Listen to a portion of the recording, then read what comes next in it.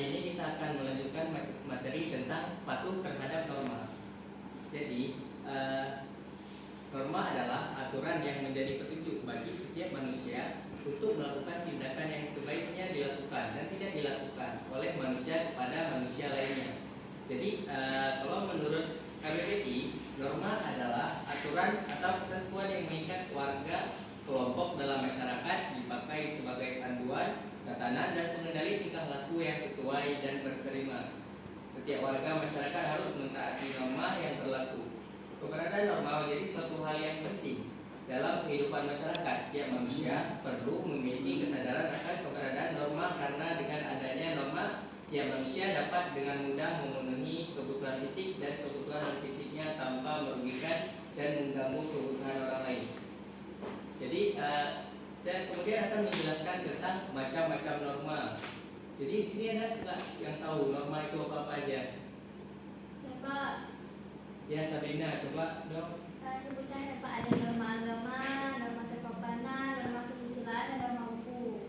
Bagus, Sabrina. Jadi yang pertama itu ada norma agama.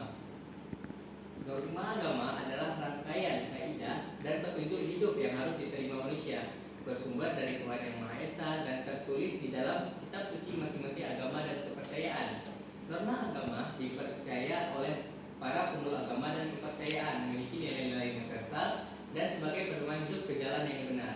Jadi, contoh pelaksanaan norma agama ini adalah menjalankan perintah Tuhan dan menjauhi larangan yang tertulis dalam kitab suci, seperti beribadah sesuai dengan agama dan kepercayaan masing-masing, sedekah, dan tidak mengambil barang milik orang lain.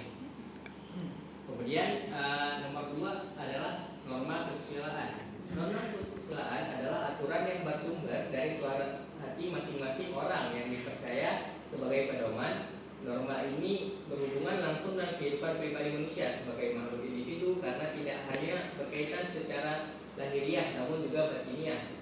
Seorang yang melanggar norma ini dikatakan sebagai orang yang tidak bermoral. Jadi seseorang yang melanggar norma kesusilaan akan mendapatkan sanksi berupa perasaan bersalah, malu, takut, dan menyesal atas perbuatan yang telah dilakukan. Jadi contoh pelaksanaan norma kesusilaan adalah selalu berbuat jujur dalam setiap perkataan dan perbuatan. Selanjutnya ada norma kesopanan. Norma kesopanan adalah aturan hidup yang timbul dan terpelihara dari kebiasaan masyarakat dalam suatu kelompok sebagai pedoman dan pergaulan dengan sesamanya. Istilah lain dari norma kesopanan adalah tata krama atau etika. Bagi pelanggar dari norma kesopanan akan mendapatkan sanksi berupa dikucilkan, dicemooh, dan ditegur oleh masyarakat. Selanjutnya adalah norma hukum. Norma hukum adalah pedoman masyarakat yang dibuat oleh lembaga berwenang, di mana isinya mengikat semua anggota masyarakat, memiliki sifat memaksa untuk dipatuhi, dan terdapat sanksi tegas bagi pelanggar.